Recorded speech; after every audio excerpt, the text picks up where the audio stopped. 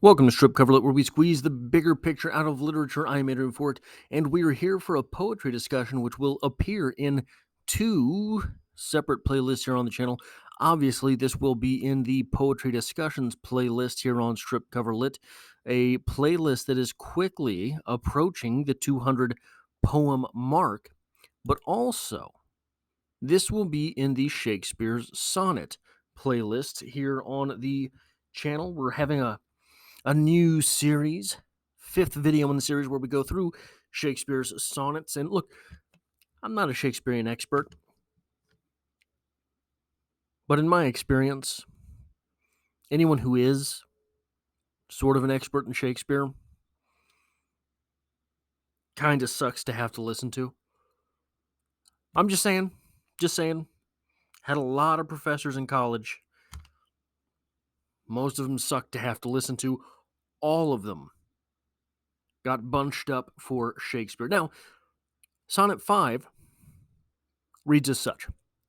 Those hours that with gentle work did frame the lovely gaze where every eye doth dwell, will play the tyrants to the very same, and that unfair which fairly doth excel. For never resting time leads summer on to hideous winter, and confounds him there.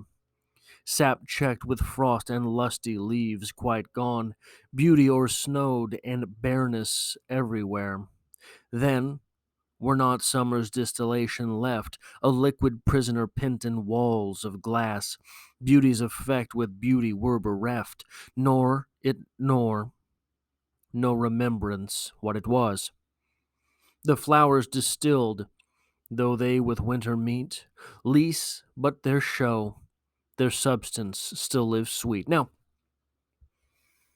very underrated fact about Shakespeare's life. He had a cousin, kind of a con artist, his cousin. His cousin moved to the United States, ended up in St. Joseph, Missouri, and instead of writing his own poetry, just ripped off Shakespeare's. So this is his cousin's name was Billy Wigglestick, and here are the Billy Wigglestick poems. Billy Wigglestick's poem 5. Hey, nature took its time and labor, making you so hubba hubba. But the hand that feeds is the hand that culls. Hey, it is what it is. Because what's hot now don't stay hot forever, know what I mean? Because what's hot now don't stay hot forever. And when it's not hot, it's cold. Because the hotness done gone. Ain't trapped up like in a cologne. But that don't do nobody no good. And never would. So have some babies. Because that's how you live on. Okay, so the last couple lines, not a direct translation, but you're getting the message. So Shakespeare's sonnets come in 3 quatrains. Quatrain is 4 lines, 4 lines, 4 lines, 4 lines, and a final couplet. And the easiest way to sort of break down what is in each of Shakespeare's sonnets is to break it down by quatrain, because normally Shakespeare sums everything up in each quatrain, and then you kind of get the moralistic turn at the end. Those hours that with gentle work did frame the lovely gaze where every eye doth dwell, will play the tyrants to the very same, and that unfair which fairly doth excel. Time made your beauty, but time is not just a friend. Time made your beauty, time is not just a friend.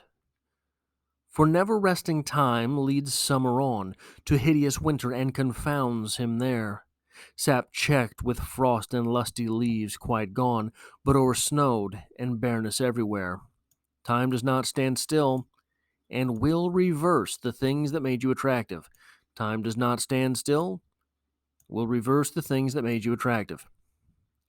Then were not summer's distillation left, a liquid prisoner pent in walls of glass.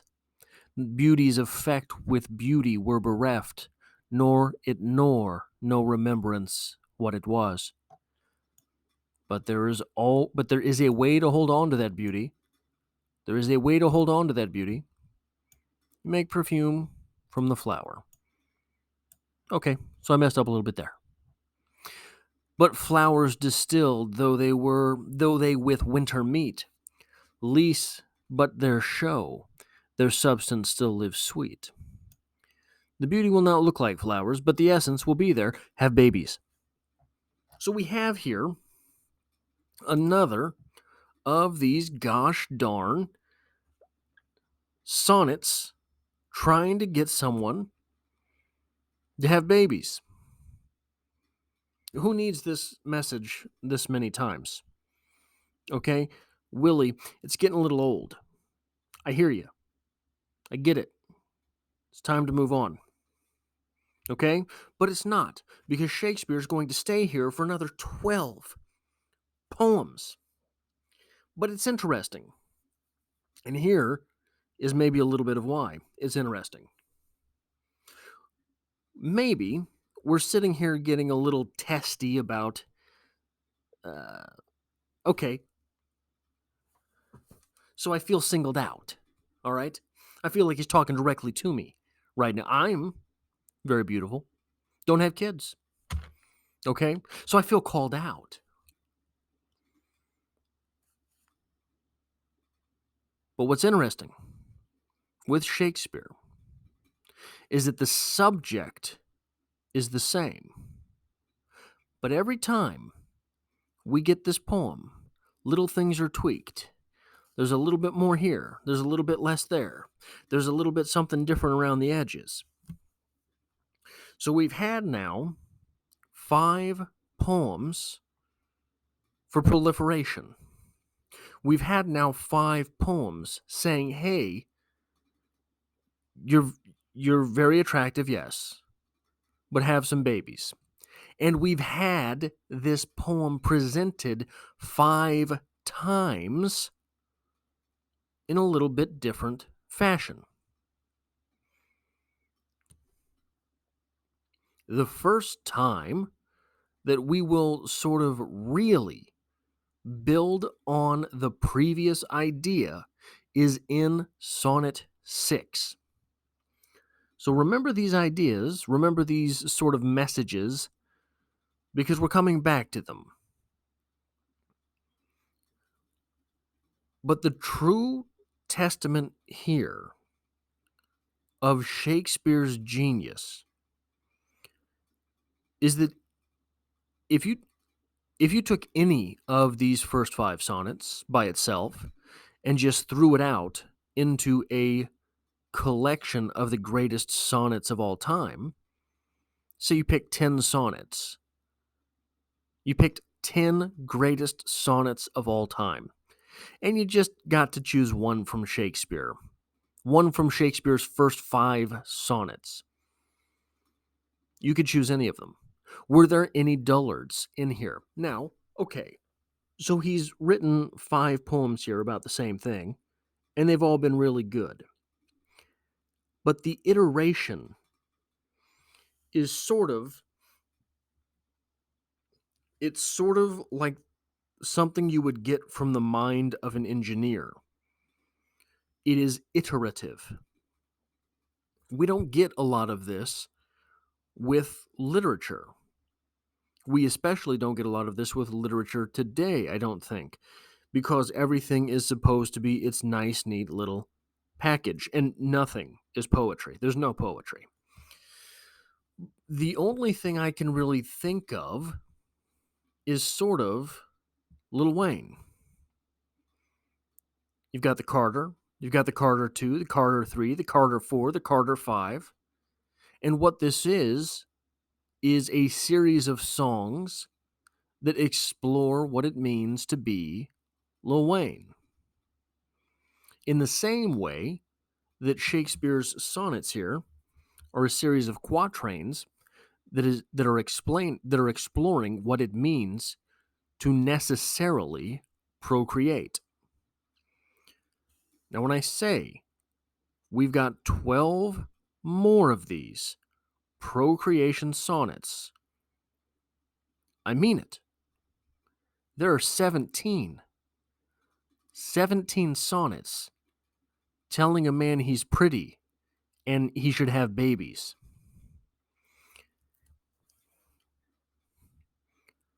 And these poems have lived for hundreds of years. These poems have lived for hundreds of years. 17 of them, the first 17, say the same thing in iteratively different ways.